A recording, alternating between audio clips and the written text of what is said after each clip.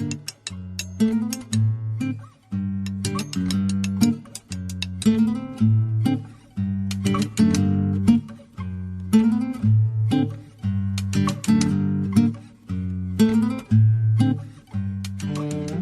to a pirate party on Saturday. Did you? There's Scarlett in a pirate costume. Oh, isn't she delightful? She is delightful. She's a sweetheart. She's a sweetheart. I wish I had a way of talking about her all the time on the internet. She is the best of both of you. Oh, Christ, by a long, long way. But then they're designed that way. It's evolutionary. It is. It's evolutionary psychology. It is. Big eyes. Oh, I'll just make a note of that. No such thing as unconditional love. That's an interesting theory. I'm going to try not to swear too. Why? I don't know. Do you not? You see, the thing is, if we keep doing this for long enough, then we'll get to the point where they're actually really annoying. Yeah, well, that's true. So we probably will be swearing about them. That's fair enough. Shall I? She has her moments. I'm going to miss the annoying bit tonight. Oh, what's she doing? Oh, that first half hour coming back from fucking nursery. Jesus Christ. Best. I want something else. She's learned all that I want. I want, brilliant. yeah, but it's I want something else. She manages to keep it vague enough that it's really annoying. I don't want anything specific, but I know I want something. Yeah. Little sod. Yeah.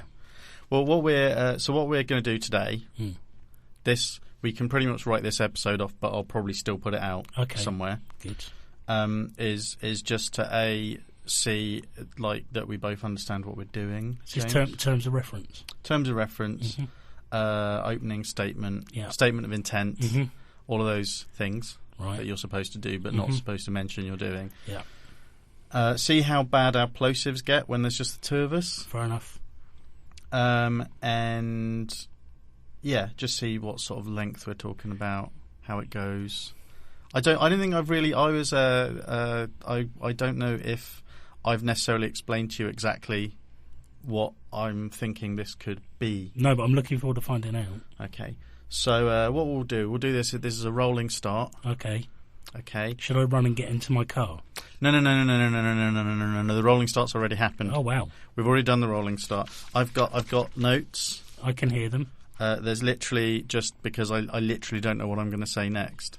It's easier when you're talking about comics, isn't it? That's true. It is easier when you're talking. Well, talk for yourself. I'm. This is me. I'm Nick.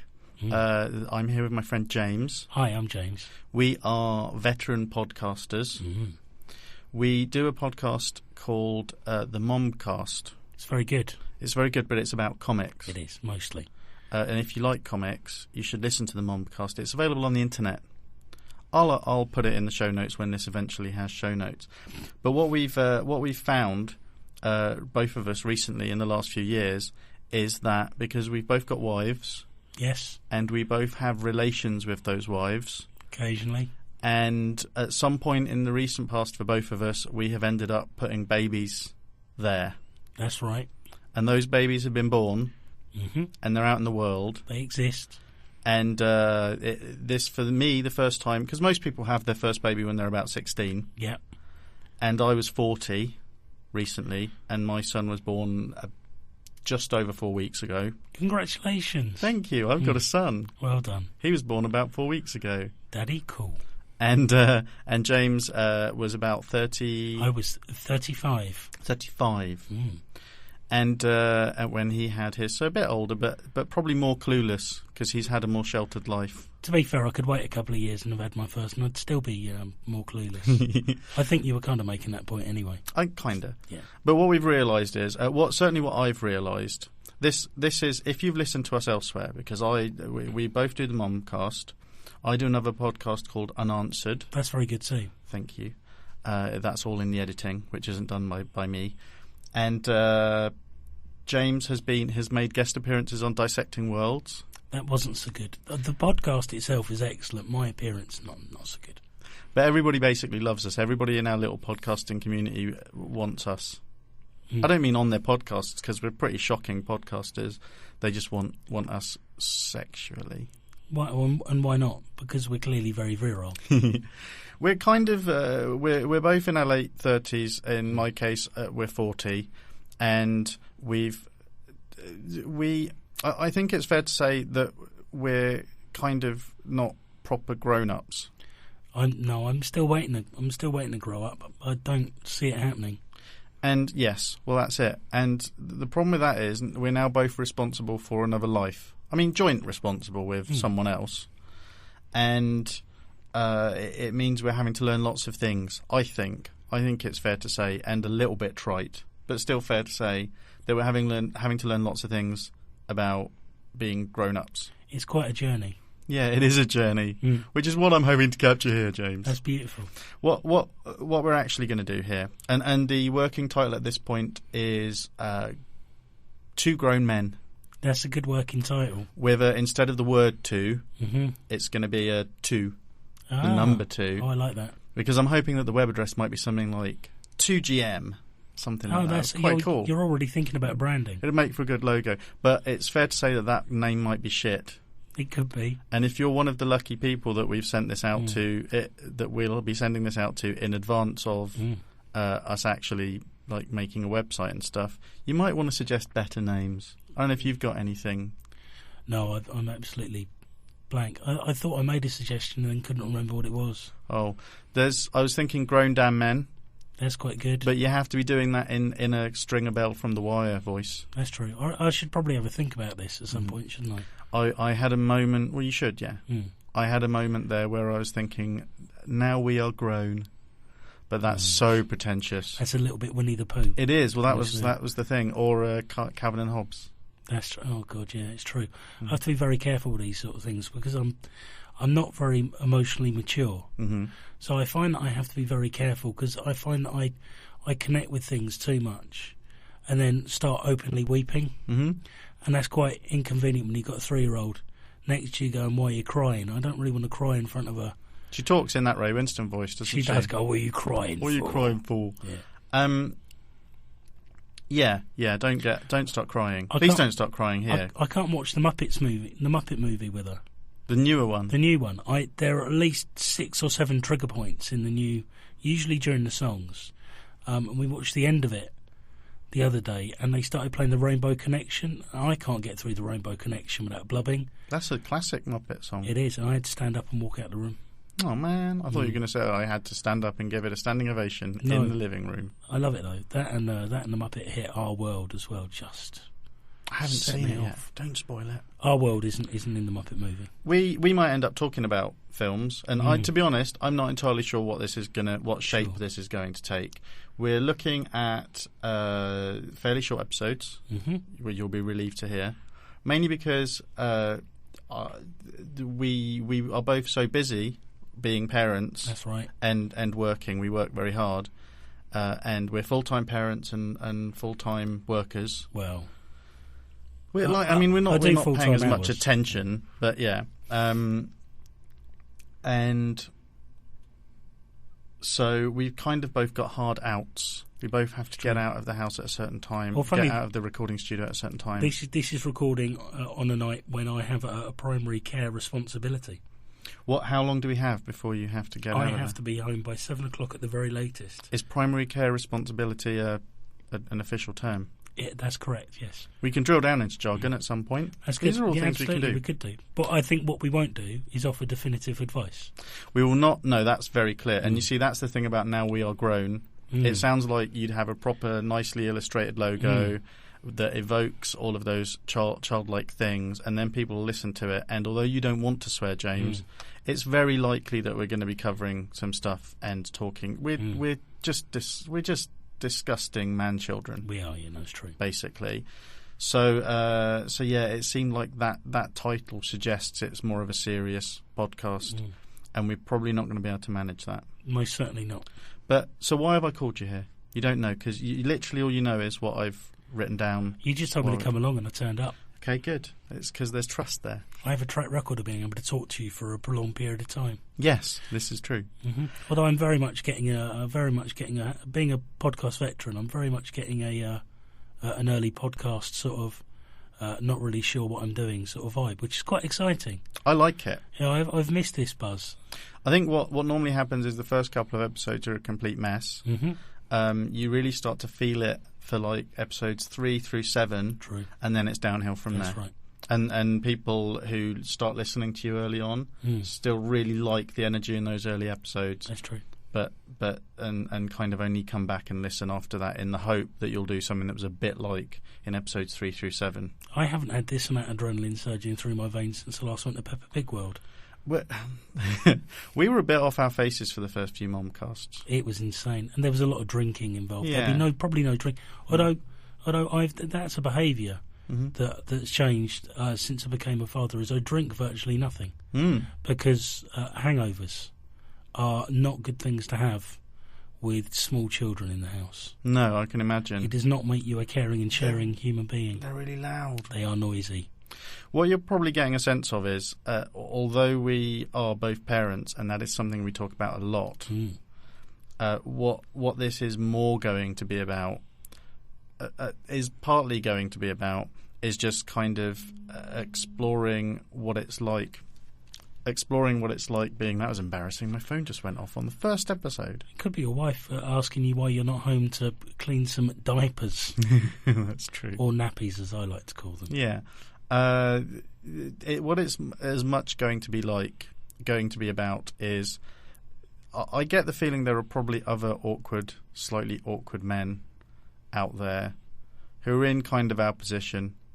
They didn't do a very good job of working out what they wanted to do early on. And because at some point we will probably talk about what it's like learning how to do something like podcasting. Yeah. And starting to do creative things it's not much later life, but you ideally want to be doing that stuff when you've got all the energy in your early 20s. I think you could call it midlife. Someone suggested to me that I'm not middle-aged the other day. And I said, well, really, if I am middle-aged, I mean, I'm hitting my middle 70s. Yeah. That's not... I'm quite okay with that. Well, this actually gets to one of the 3 core reasons why I want to do this podcast. Okay? When you start talking about age and longevity and stuff like that. One of the things... The main thing is we do a podcast. We do the Momcast, which we've talked about already. We do that with our friend Jane. And at the moment, a large chunk of that podcast has become about us discussing children. Would you suggest our children? That's a little bit unfair on her having to listen to us talking about children for a long period of time. I think so. Yeah, and possibly for our listeners on that show. Very possibly. A lot of them. So hopefully if we talk about this on the Monday, it will get it out of our system a little bit. Because this is the other problem with James and I is quite often where we don't see each other during the week, most of the time, we end up just nattering for the first... Yeah. We natter for half an hour before the podcast and Jane's there waiting for us to start. And then we natter on the podcast and the listeners have to listen as well as her. So we want to try and get some of that out of our systems. But the 2 main things, the really self-indulgent things, this is almost one of the most self-indulgent things I've ever done, and people who've ever met me would think that was almost impossible.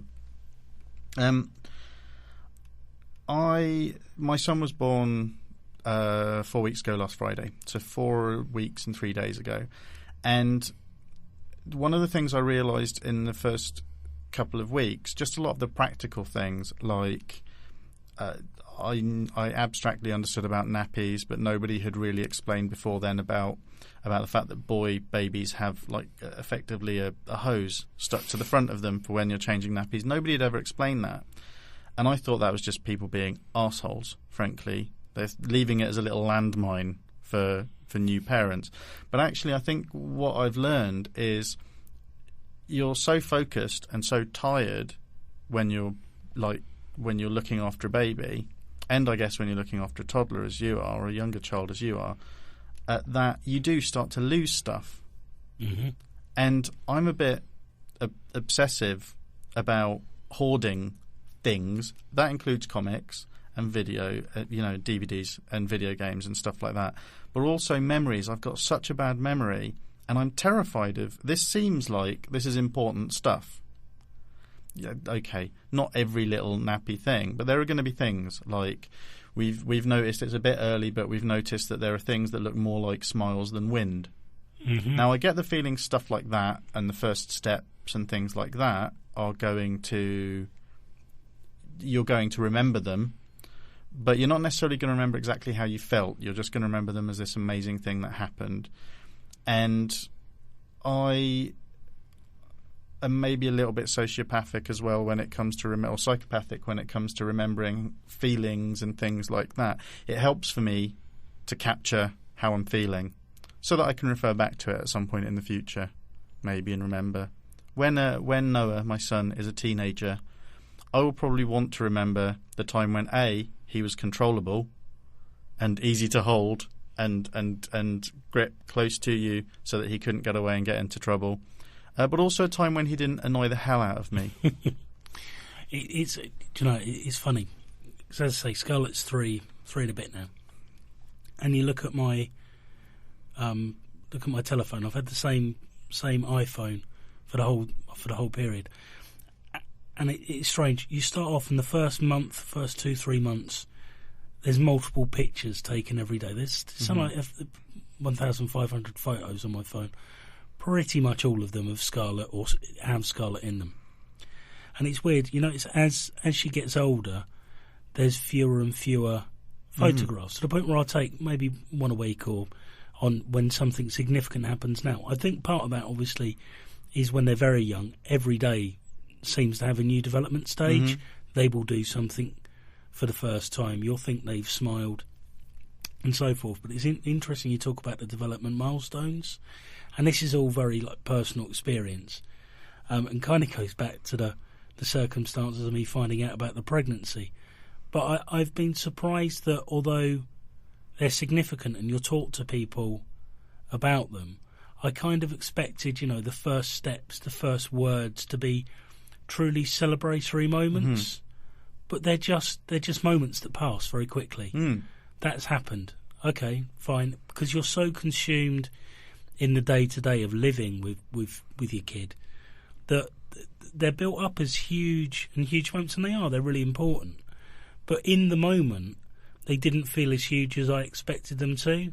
Absolutely, yeah. I can sort of vaguely remember Scarlett's first steps, but I'd be lying if I could pinpoint a moment when it first happened. And in this remove, I can't remember her not being mobile and running around. It's because that takes up so much energy and attention as well. And I mean, it's good, but it's you are too busy experiencing them to necessarily remember them.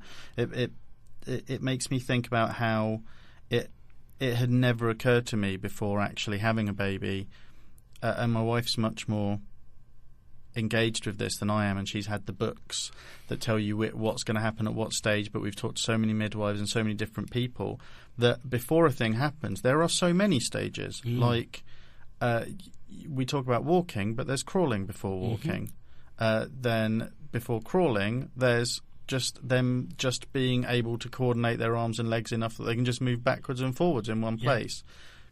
It had never occurred to me before being surrounded by babies that them being able to roll themselves over would be such a big deal. Rolling over and sitting up is the control of the neck as well. Yeah. See massive moments. Well, and that's one thing. Our son's already, the strength in his neck is already improving. You're already noticing it, and it's crazy. Advanced. He's going to be a genius, Nick. Maybe, or he's just going to be physically adept, and I'm not going to have a clue how to deal with him because I'm really not. And actually, that comes to the third reason, the third thing I was thinking about. And this is one of those things which may never come to pass, especially if we aren't, for reasons that I'll get into. This is one of those things that's a little bit more abstract, and that's the more I've been thinking about being a father, and it isn't like a switch goes in your head. More than anything else, you're just tired because you're putting so much of your personal energy and emotion into something else. like getting married, when people said, "Oh, what's it like being married?" Well, kind of. I'm a grown up. It's kind of like not being married, but living with the person you wanted to live with. It's not these. There aren't switches that go. It isn't like you suddenly learn everything. You don't suddenly become. Taking acid was probably a bigger deal in terms of changing perception. It happened. Totally. It happened earlier in my life as well. So it's kind of. There are little things, though. There are shifts in focus. That's a really interesting point. I've not looked at it from that perspective.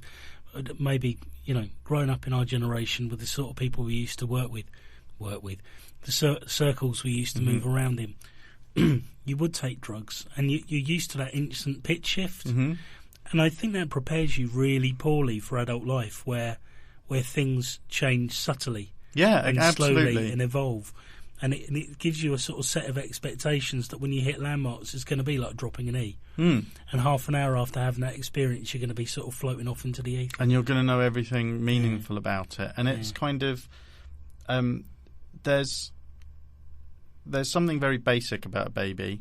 All a baby is at this point, and we will probably cycle back to this, but all a baby really is at the point my son's at is a bundle of need and, like... no motor skills really to speak of, and we map a lot of personality onto that, and you can kind of tell that he might have certain personality traits, but at the moment almost everything about him, and he's very cute, those are his 3 basic functions: cuteness, need, and those are it, cuteness and need, because most of the main things like needing his nappy change and stuff, those are all needs, and nearly everything about him is a trick into making us look after him. That remains for such a long time as well, because I remember when Scarlett was newborn, I thought she was the most adorable thing I'd ever seen, and at each stage I'll go back a few months, I think, oh, she was nowhere near as adorable as it's a trick, as I thought she was, because I'm getting the current hit of adorability. Adorability, it's a word. I'm sure it's a legitimate word. Yeah. But I'm getting that current hit of adorability off her at the moment. So I think the way she is now, she's never been more adorable. So I go back to a year ago when she'd never been more adorable. I'm like, oh, she was kind of... her hair was a bit funny back then. It's not as cute. She's definitely not as cute. She had that one really long piece of hair that never went. Oh, for such a long time, which I'm sure probably looked quite ridiculous. I thought it was quite cute. Yeah, but it was also quite ridiculous. Yeah, but I thought it was the cutest, most adorable thing I'd ever seen in my entire life. I'd actually kind of forgotten about that. It's interesting you remembered it. But... that's very odd. This sort of, it's almost like a sort of, I don't know, an endorphin hit they give you when you're looking at. But I don't know how they do it, and they can't retain that in the past though. It's evolutionary psychology. Apparently, Who? Evolutionary psychology. I've read nothing by them. Like, for example, apparently most babies when they're born, and for the first few weeks, they look more like their father. They look naturally more like their father than they do like their mother. And that's to make the father stay. Yeah. To care, to make you have a connection with them that you might not necessarily have otherwise. Well, I mean, the theory is the reason that we've become primarily monogamous, and that's the sort of societal norm, is because of the fact that we have children that take a really long time to be able to defend themselves.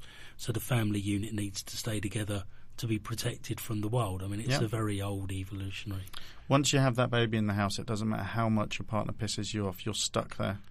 Yeah, and they really play on that. Yeah, they really do, and we probably do as well. I haven't quite. I mean, I'm too tired. I haven't quite got round to being manipulative yet, but I'm sure I'll get the hang of it. To be fair, I was being horribly manipulative even before I had a baby. To be honest with you, I've changed very little, and actually, my wife. The big change there, actually, my wife isn't manipulative since we've had Scarlett at all. That is obviously conceit. Oh no, she's been angelic, perfect. Yeah, well, no, that neither. She's most certainly not perfect, but she is lovely. But she hasn't been particularly manipulative as far as that's concerned.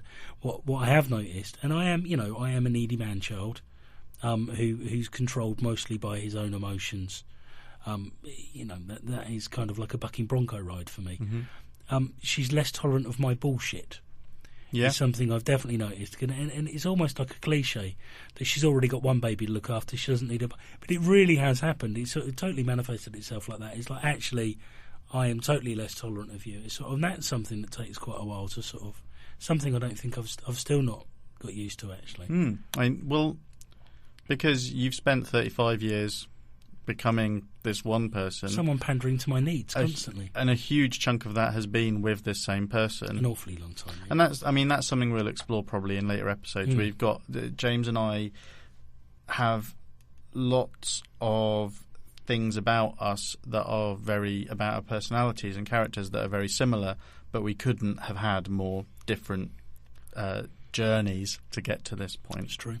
I'm going to try not to use terms like journey too much though, because the thing I've been trying to get to is, but we keep getting sidetracked because it's such a big subject. It is a big These are all subject. such big subjects. We all have different relationships with our own parents, and some of those are good relationships. Some of those aren't great relationships. Mine with mine is quite conflicted. And has become better as I get older, but hasn't always been great. But the thing that I've been thinking about a lot, just in the run up to having a baby and then afterwards, is and then since he's been born, is that realization. And I think that this is probably common to a lot of people, but you'll have to tell me if it isn't. That whether you like your parents or not, there's a level at which you don't necessarily know them a lot of the time as much as you might like. There are generally the best raconteurs, or there are people who have stories that their parents told them, or that they'd go fishing with their dad, or that's a cliche. They'd go clubbing with their dad or whatever. No, I used to very much enjoy going fishing with my dad. And did he tell you stories and? No, we used to sit there quite quietly. Just sit there quite quietly. Well, that's the thing. There's that whole thing about the transference of wisdom and stuff like that, which may always have been nonsense, but certainly isn't something I ever experienced. By the time my dad wanted to communicate with me, wanted to tell me anything about himself, it was far too awkward and uncomfortable for me to want to hear it, because you don't necessarily want to think of them as an adult human being. But I almost think that if I knew them better, because the thing is, you hear lots of people talking about you hear a lot of people talking about how their personality gets completely subsumed by the child and having the child, and I don't think that's true. I think your personality is still there. It's just you're also you don't get to express it that much. You certainly don't get to express it to the child. You're always thinking about someone else, and that means that they know you as a parent, as a provider, as all of those things, and that's all fine. But I think that the teen years and the early 20s and that period of time where if you didn't have a great relationship with them, where you might be so similar but you just can't communicate with each other, that if you just understood that they are actually a person and they had all of this stuff going on when you were born and they had all of this stuff going on when you were growing up. In our case, that I'm a 40-year-old idiot by the time Noah's 18, if I'm still around, and that's another purpose that this might serve. Maybe this will be all he has of me, because I'm not looking after myself. Maybe I need to start. It's all right. Yeah. That's quite a grim thought, but you're right. Yeah, maybe this is useful. I should probably contribute more so Scarlett has the same. We'll have loads of episodes. That's fine. Well, I hope so. Well, I mean, depending on how long we both last. I'm starting to wonder now. but it's, presuming we all survive and it's all lovely, it might be, and this is where it gets really self-indulgent and where we're not just going to be talking about parenting, where it might be useful to know that. Because when you're a teenager, you know damn well that your parents are flawed, but you don't necessarily know that they're flawed. Yeah. Because they have to be the parent. Yeah. If they say, I had to give up, the most character and acknowledgement you ever see from them most of the time, if they're a particular sort of parent, is, I had to give up so much for you when you were growing up, which is awful and doesn't help and just makes you hate them more. But maybe it doesn't hurt if there is somewhere where you or they can refer back and go, it's not going to hurt for me to be able to go back and see that I really didn't have a clue to begin with. I would suggest, if you're a parent of a teen, and I am not a parent of a teen yet, and I don't think the parent of a toddler has any place giving advice to the parent of a teen. I'm not there. I don't know how I'll deal with it. But because of what I've learned since we've had Scarlett, is surely when you feel those feelings and you want to say those things to a teen, play the long game. Mm. Because sooner or later, it's likely they'll have their own children and will suddenly develop a perspective on you as a human being that they didn't have previously. It's very strange. I found, looking at old family photos, and there's one in particular that really resonated with me, that I had a very tumultuous relationship with my parents as a teen. And my dad died in my early 20s, so we never sort of really got any sort of resolution really on that relationship, which is fine. I'm okay. I'm okay now, Nick. I'm going to make sure you're definitely going to cry in some of these episodes. I'm going to have a go. Probably. We'll drill down into some of this. It depends. If you show me the Muppets movie, almost certainly. If you play Rainbow Connection or Our World by the Muppets, I'll go instantly.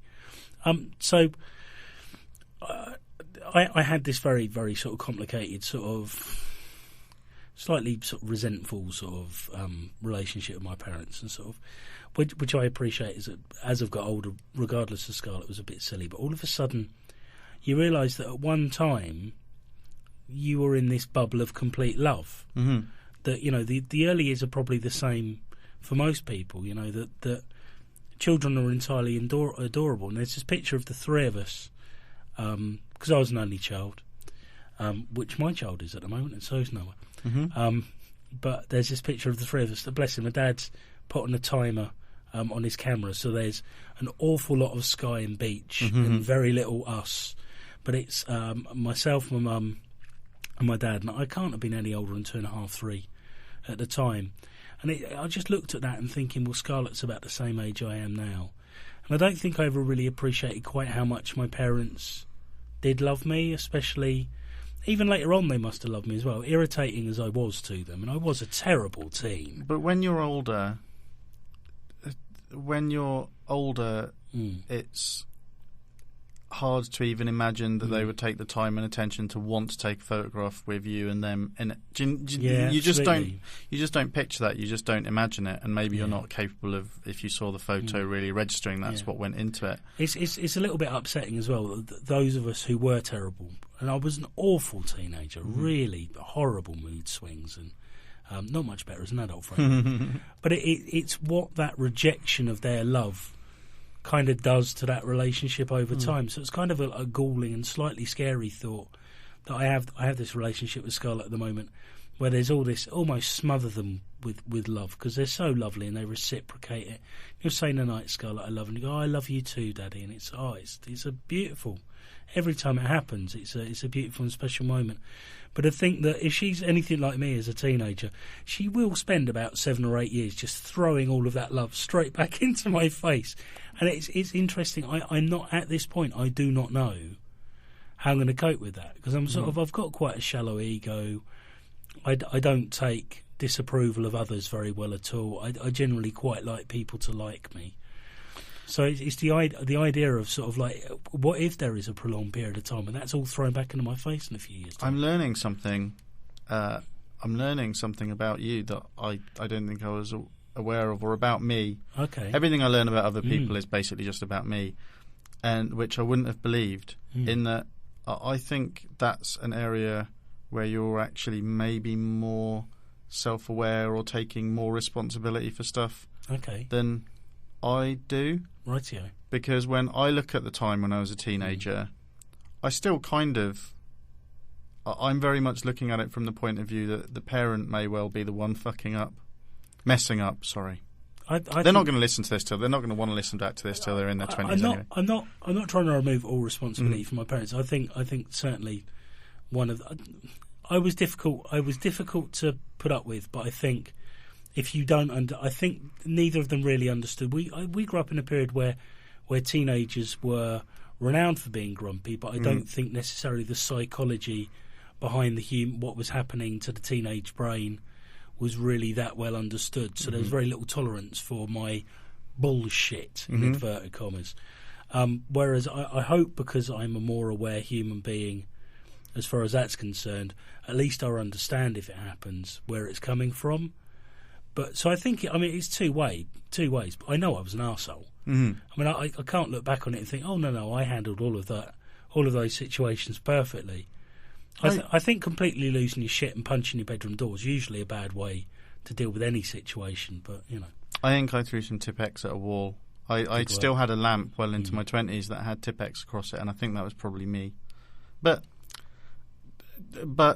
Noah and Scarlett, if you're listening to this, we're not saying that when you're a teenager you're the one who's a mess. We need to be aware of that by then, James. No, absolutely. It's usually a two dance partners involved. Yes, although we probably won't be dancing with each other by then because you'll be teenagers and you'll be like, oh, I don't want to dance with you. Yeah, no, Scarlett really likes dancing with me at the moment. So look, if she is listening to this as a teenager, that's a really galling thought for her. She's a lovely girl. She is. And you've said that, and I know I've said this before, but you said that a minute ago that you can't really put yourself in the head of the father of a teenage girl. And I think the fact that you chose to call her Scarlett that definitely suggests that. You think what's that called when your name determines your predeterminative Nominism, something. Nominism. Yeah, you predetermined nominism, something like that. You seem to think that there's a bit of that going on with Scarlett, don't you? Did you give her a middle name? Yes, it's Clara. Oh, that's nice though. It's my grandmother's name. It's nice. I like it. So she doesn't have to live up to the name Scarlett. She could call herself Clara and become a librarian. It's fine. But you think she's gonna be a stripper? I don't think she's going to. I think she's going to outdo any of the programming you put her through, because I have to believe that Noah and Scarlett will be smarter than us and do better than us. I definitely hope hope she's smarter than us. And that means that hopefully they'll outsmart whatever programming and stuff we put into them. And you and I are very averse to, we're very concerned with the idea. We're not New Age. This is not going to be a New Age parenting podcast. Shit, no. But at the same time, the one thing we are very conscious of is not wanting to program, especially in terms of gender roles and stuff like that. That's something we should get into more deeply on another show, later. Because I started off with the best of intentions in terms of not reinforcing gender stereotypes. I brought her back in. She'd fallen asleep in the car yesterday when we went out, so I carried her back in. She went past a car that looked a little bit like ours, and she turns to me, "You bought me a pink bike." That's my pink bike. Looking at our neighbour's car, there's a pink bike. She's very fond of pink things. She's become very girly. And obviously she has influences other than myself and Nicola. She goes to nursery, where I don't think they overdo reinforcing gender stereotypes, but or reinforcing gender roles and so forth. But a lot of that seems to come in. And grandparents like to buy her pink things, and friends like to buy her pink things. And before you know it, all of that's already happened. She's 3, and she's already girls like pink. I mean, fortunately, she's also very fond of pirates, and I had a lovely moment actually just this weekend. It's lovely and fresh. Just this weekend I sat down to watch the football, and she actually snuggled down next to me. She was asking me questions about the football and actually engaged with it and enjoyed watching it with me, which is a moment. So I think there's some of that, but it's you can't stop it, because you live in an environment where there's nothing but gender reinforcement, really, especially for kids. And I think the best I feel we can do is try and mitigate it to a certain extent. But it's been really difficult, and there was a time when I was quite stressed out about it. I definitely think in a way, and obviously you can disagree with this. As a father of a girl, I felt it was more important to try and avoid those gender reinforcements because they seem more negative. Now I don't know whether that's a sexist statement in of itself, but it's a lot of it's sort of reinforcing the sort of submissive sort of female stereotype, isn't it? So, most of the female stereotypes aren't good ones. No, or a hack and outdated. Like, we got her a kitchen, but it had to be neutrally coloured. Yeah, and actually in our house, cooking isn't agenda. I do the majority of the cooking in our house anyway. So when she cooks with me. But it's such a minefield. It's very difficult. You have to get to the point where a male child is a lot older. Well, you have to get basically to your teens, probably, before the male stereotypes start to get quite negative. Yeah, that's right. Maybe. Or there's this idea that boys are dirty and stuff like that. That sounds like a sexual thing. I don't mean it that way. Well, no, there's more an expectation that boys can get stuck in and enjoy childhood to the fullest by running about and getting dirty, and girls have to stay in pretty dresses, whereas I want Scarlett to go out and get covered in mud, if that's what she wants. Yeah. That's my wife was brought up very much in that mud. way. In a mud house. It does a explain, house made of mud with the floor was very muddy as well. That would explain her beautiful complexion. Yes, she does have a beautiful complexion. But mind you, so do you. Yes. I got a couple of spots at the moment, but they're hidden under my beard. I think we should the gender roles thing. Definitely come back to that. But yeah, so those are the three main reasons. Try and take some of our discussions about life and parenting. We'll probably still talk about masturbating on the other show quite a lot, but that's more about us. It's not about our kids. I see there being quite a lot of that on this show as well. Probably, yeah. And I could do at least 2 half-hour shows about masturbation tactics after you have a child. We can talk about this at some point. Yeah, we should definitely talk about this at some point, because this is interesting to me. Yeah. Because I'm 4 weeks, and what I wasn't expecting, people go on about how there won't be any. The woman won't be interested in sex after, but I very much found that wasn't. The suggestion is always the woman is withholding, but actually I don't think I was quite ready either. It's probably worth reading into. My libido took a kicking early on as well. We'll cycle. You're fucking knackered though, aren't you? What can you do? Not very much. If you do it properly, it's quite tiring sex, isn't it? Yes, I think it can be. Yeah, they're not listening to these until they're in their 20s. And they won't want to at that point anyway. So yes, it's to try and offset some of our worse nature on the other shows that we're on, to try and create a bit of an archive for ourselves, and hopefully just to paint a bit of a picture that our kids can maybe look at in the future, to where they learn. Because as I said, nobody is fooling anybody that we are perfect, that we have, that we know what's going on, that we have the answers. In our particular case, nobody's going to fool anybody at that. But I think the real friction that happens between kids and parents is when I don't think kids mind seeing their parents, realising their parents are flawed. I think kids, especially teenagers, really, they might not even know what the word means, but hypocrisy really, really bothers them. Yeah. Certainly when I was a teenager, the idea that that was the thing you okay, on the one hand you're not getting what you want, and that's annoying because you're a teenager and teenagers are arseholes. We know that. That's what you've already acknowledged. But then when you see that there are once you start realising there are double standards, that actually these people who've been set up, who've always been the adults and have acted like they have all the answers, once you start to realise that they don't have all the answers,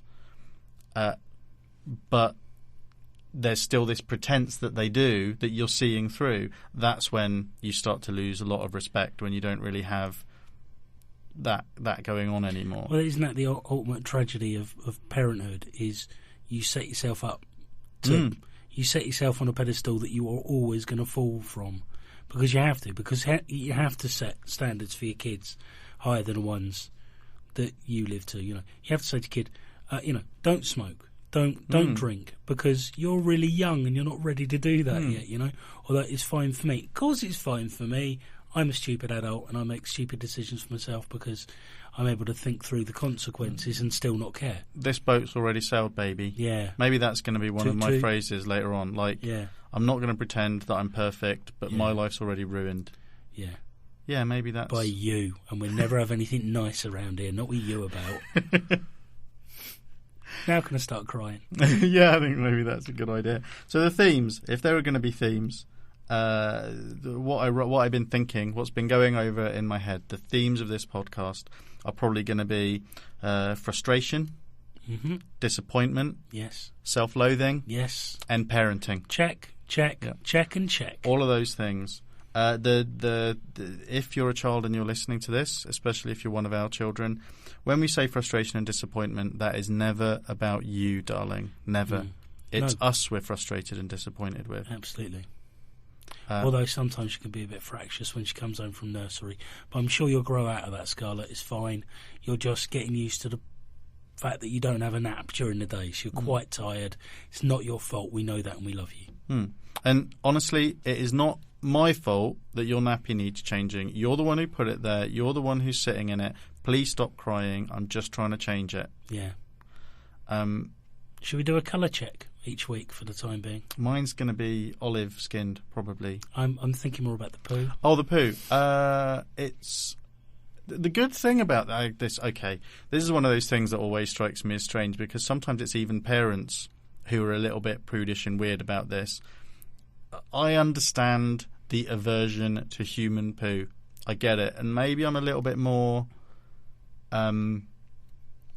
maybe we as dog owners have had to become a little bit more tolerant of stuff than... No? It's totally different. And I don't want to hijack your train of thought. Dog poo will still make me gag first thing in the morning. Really? I've got to pick it up. First thing in the morning, when I take them out for their first thing in the morning, if I'm in that sort of mood, I will retch. Scarlett's nappy made me do it once, the first time I did it. Since then, up until the point where we stopped, because she started pooing herself in a potty and then a toilet, didn't bother me at all. You see, the thing for me is, it's such an abstract idea that I might be disgusted or revolted by it, because, and it's nothing to do with the fact that he is my child and I have to look after him, although there's maybe a little bit of that in there, and it's nothing to do with the fact that he's helpless and you've just got to, that I'm a grown-up and you just have to stomach it. It's at the stage we're at the moment, when you're getting used to it, it's not nearly as objectionable as... It's not like human... It's chalky and tidy and weird, stuff like that. It's weird stuff early on. Yeah, and I know that's going to get worse, but I think it will maybe get worse gradually enough that I'll be used to it. This is one of those situations, though, where I'm really being naive, isn't it, James? No, not at all. Actually, it does take a while from where you are. From memory, it takes a while to get worse. And it's when the poo starts. It's after solids, really. Yeah. Okay. Once the solids start going in, we'll then the nappies are a fucking nightmare. Well, we'll keep him on formula until he's about 7. It should be all right. No, that'd be fine. And what I'm thinking is, if you leave it for long enough, if you leave the nappy for long enough, you should just be able to peel it off. Yeah. And it should be fine. That's how it works. Yeah. And on that, I think we're probably reaching the limit of... Yeah, it's a top tip. Yeah. We should do that. Finish with one top tip every week. And leave it on long enough and you can just peel it off. Leave the nappy on long enough, you'll just be able to peel it off. Yeah. That is a good tip. One thing I've found myself saying a lot is about parenting, because everyone asks you, as I said earlier, like with getting married, everyone asks you, how does it feel? How does it feel? And I've taken to saying that it is the best thing I've ever done. It genuinely is the best thing I've ever done. But what you have to take into account is I really hadn't done much up till now. And I really think that's the case. When people go on and on about how much it's changed their lives a lot, you have to acknowledge that maybe they really didn't have a clue how big a deal having a child was going to be. It's such huge... There's so much gravity to it, but it's also so easy and normal. It's weird. I think we're going to be covering the contradictions in it. I would have thought so. Because we're going to have to find something to talk about. I'm sure something will crop up. How are you feeling anyway? Do you have a better idea of what this is going to be like? Almost, yeah.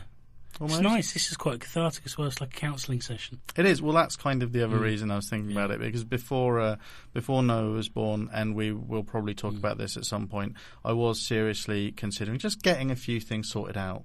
Yeah. Because I watch an awful lot of American TV. Yeah.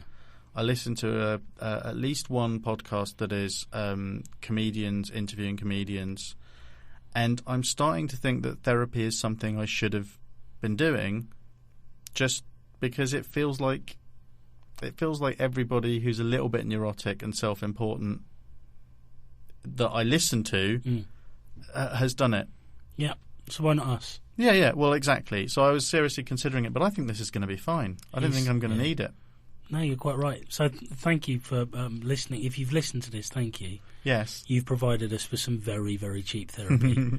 And thank you, James. And thank you, Nick. I think we'll be back next week. This is good. Yes. Thank you, Noah and Scarlett. Yes, thank you, Noah and Scarlett. You rock. Night, night.